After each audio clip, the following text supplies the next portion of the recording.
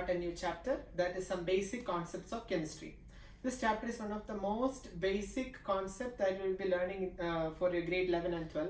So in this chapter we will be studying about so many different concepts like concentration, what are significant figures, and all the necessary and important concepts for studying the other chapters which are going to come in this grade 11. Okay, so in our first chapter, some basic concepts of chemistry. Welcome all of you to grade 11, and hope that this year will be great for you all. And in this chapter, some basic concepts of chemistry. Let's first talk about the importance of chemistry. Why are we studying chemistry as a subject? We all are science students, so why have you taken chemistry as a main subject, and why are you studying about it? So we know that if you think about your daily lives, everywhere you can see chemistry plays an important role. Some examples I will be giving you. First example, which is very important, is its application in agricultural field. In every country,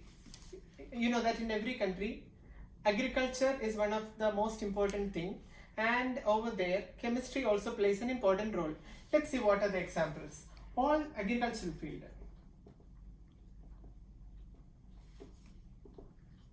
In agricultural field, for example, when we are talking about the fertilizers, you have many different type of fertilizers, right? For example, is urea.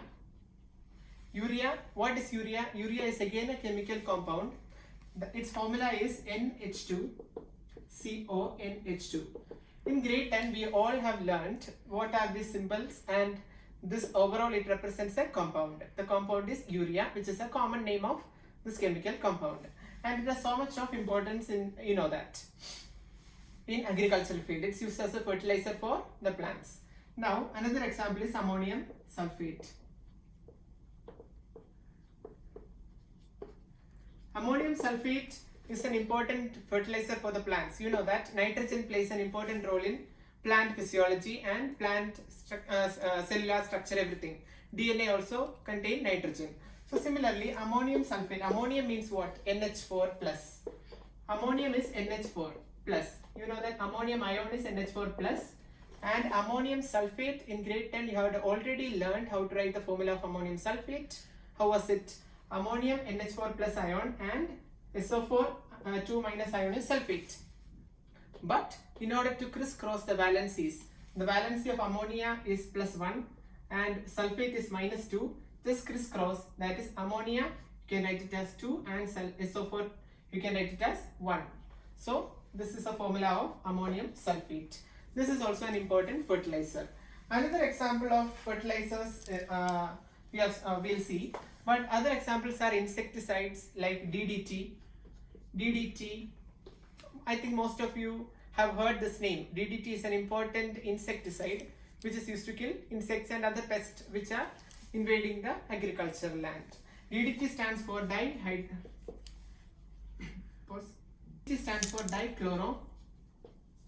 diphenyl, trichloro, ethane. The structure of DDT we will study later in grade 12 in detail, but now just know that DDT stands for dichloro-diphenyl trichloroethane, is an important pesticide which is used in agricultural field, is again a chemical. Now another examples, all the insecticides, fungicides, all are examples of importance of chemistry in your real life, that is in agricultural field. Another field which we are going to study is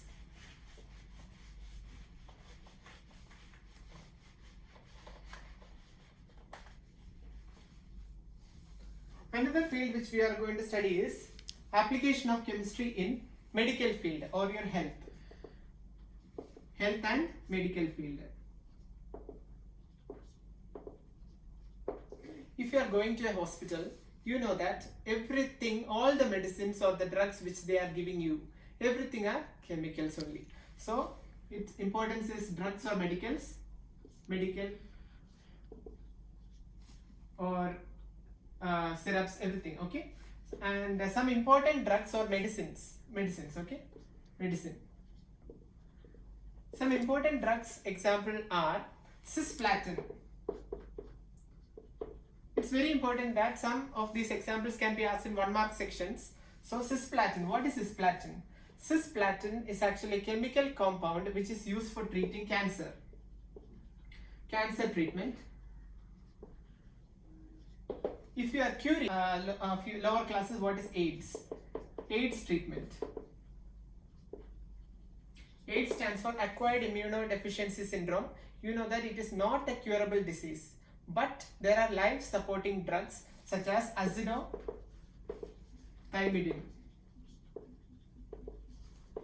Azithromycin is a drug which is given to AIDS patient in order to prolong their life. You know that AIDS has no cure, but you can prolong the life of the patient by giving azithromycin drug, which is also an important example given in your textbook. So it can be asked in 1-mark sections for you. Okay. Then in industries. Industries. Whenever I am telling about industries or factories, you cannot think about a factory or an industry without using chemicals. Whether it be even the simplest agricultural industry or even nuclear industry or chemical industry, anything, it uses chemicals. So chemicals play an important role in that also. For example, all the clothes, think about the cloth making industry. Okay, so in that all the polymers, be it synthetic rayon or nylon or anything, all are made up of chemicals. Okay, and another example is in your daily life.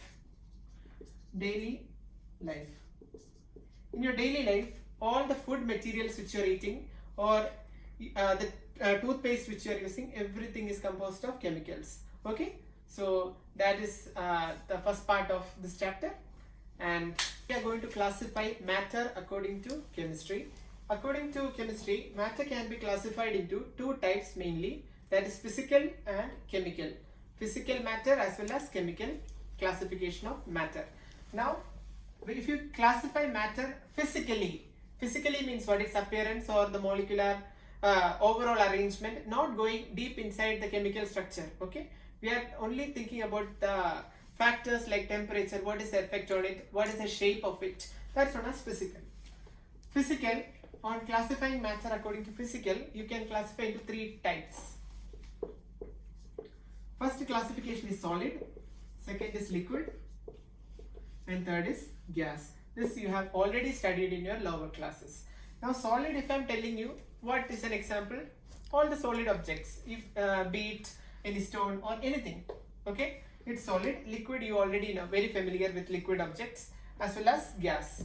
Now what is the specialty? Solid, definite shape is there, and liquid, definite shape is not there, but it takes the shape of the container which it is kept. Now gas does not have any fixed shape, or fixed volume also it does not have. Here fixed volume is present, fixed volume as well as fixed shape. Here liquid, fixed volume is there. If you are transferring 50 ml of liquid from one container to the other, its volume does not change. So it is having fixed volume, but fixed shape does not exist, because if you change the container, its volume, its shape will obviously change. So now fixed shape. If you talk about gas, does it have a fixed shape? No. Does it have fixed volume? No. So both are wrong. Why gases does not have fixed volume? If I am taking 5 ml of a gas, okay, in a container of 100 ml container, I am adding 5 ml of gas into it. But what happens? The gas molecules are rapidly spreading out inside the container.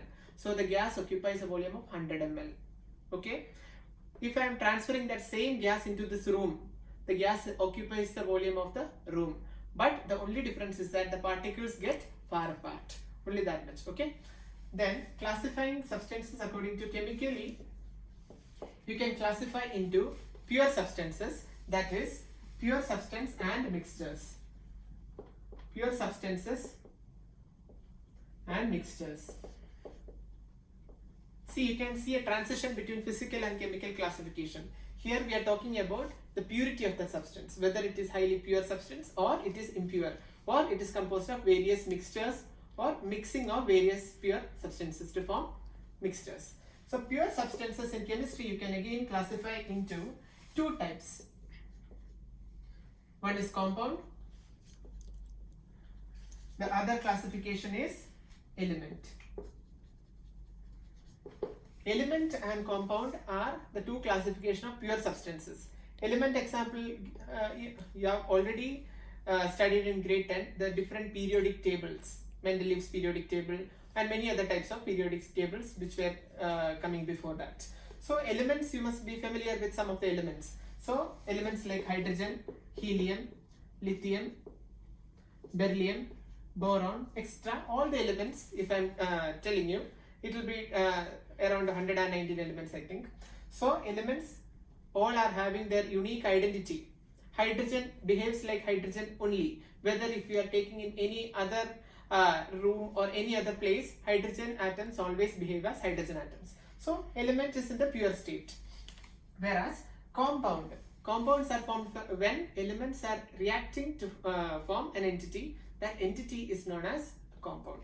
Compound also, you are familiar with many types of compound. Very famous compound, sodium chloride or your table salt, and magnesium chloride NgCl2, magnesium chloride, and any other compound like we have written before, urea, NH2CONH2, NH2CONH2, or any other, be it any simple compound or complex compound, everything we can classify into compound, and each have their own pure identity, and these are pure substances. Okay, now on classifying into mixtures, you have already studied in your lower classes, mixtures can be classified into which two types? Homogeneous and heterogeneous mixtures. Homogeneous and heterogeneous. What is the meaning of homogeneous mixture? When two pure substances are mixed so that they keep that identity in that solution. Okay, for example, that is known as homogeneous mixture. For understanding homogeneous mixture, simple example is dissolution of salt in water. Salt is NaCl and water is again a pure substance, H2O. Both are pure, and you are mixing salt and water, and the true solution which you are obtaining, it's an example of homogeneous mixture, that they have a true identity over there. Now heterogeneous mixture means actually what? Without a proper ratio. Here for mixing, always there can be a particular ratio in which the sodium chloride, suppose 2 gram of sodium chloride dissolved in 100 gram of water, then they will be forming a true solution. It's an example of homogeneous mixture. Whereas in heterogeneous mixture, the simple way to understand is the sand. Sand, if you are taking, there are so many different types of elements as well as compounds, everything mixed in an unequal proportion. Two different sand sample I am taking, and analyzing means you cannot identify the same proportion of elements in the first sample and second sample. So they are heterogeneous, different composition. Whereas the salt solution I am taking in two different containers and I am analyzing it, then I will be finding that the proportion of the salt in water is the same in both containers A and B.